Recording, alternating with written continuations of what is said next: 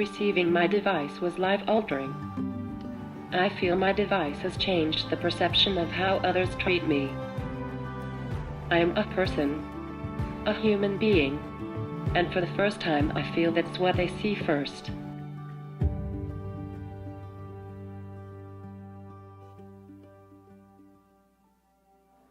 The primary focus of Tobii Dynavox's healthcare integration program is to improve the way patients experience their care when they're in the hospital. It's really important that our patients be able to speak to how they're feeling.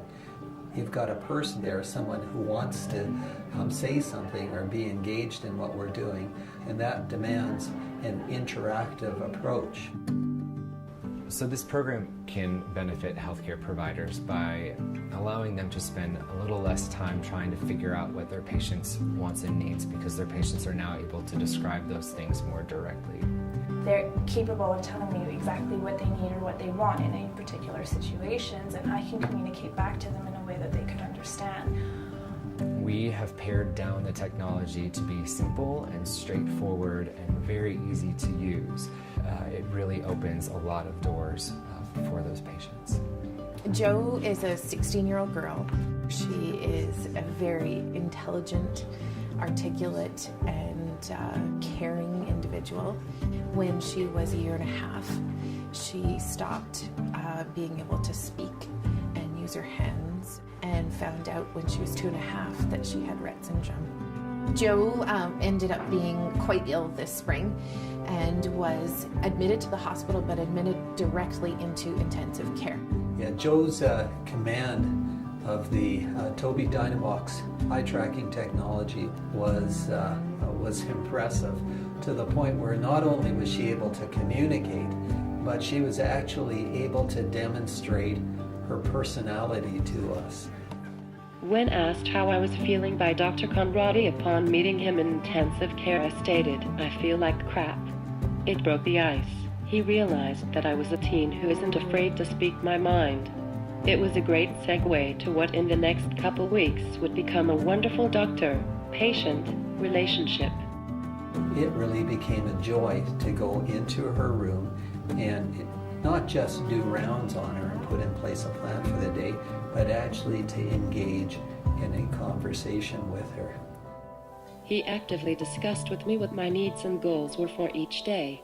He saw me as a patient and a person, not just a chart. I could tell his goal was to help me get better the way I thought was best.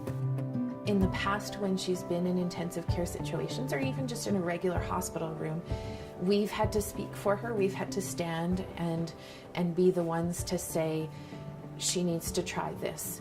Jo was able to have control of her circumstance in a situation where otherwise she would not have had control. That power for her was phenomenal. The Tobii Dynavox eye tracking technology, when I was first exposed to it, was a revelation, without a doubt.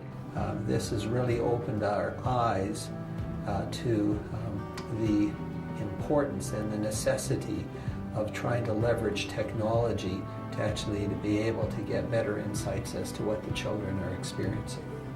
We, number one, design the solution so it's not as threatening for healthcare professionals to use in front of a patient. And secondly, we provide all of the training and support needed to ensure that that program is successful. My device allows me to control the volume of my thoughts and to express myself freely.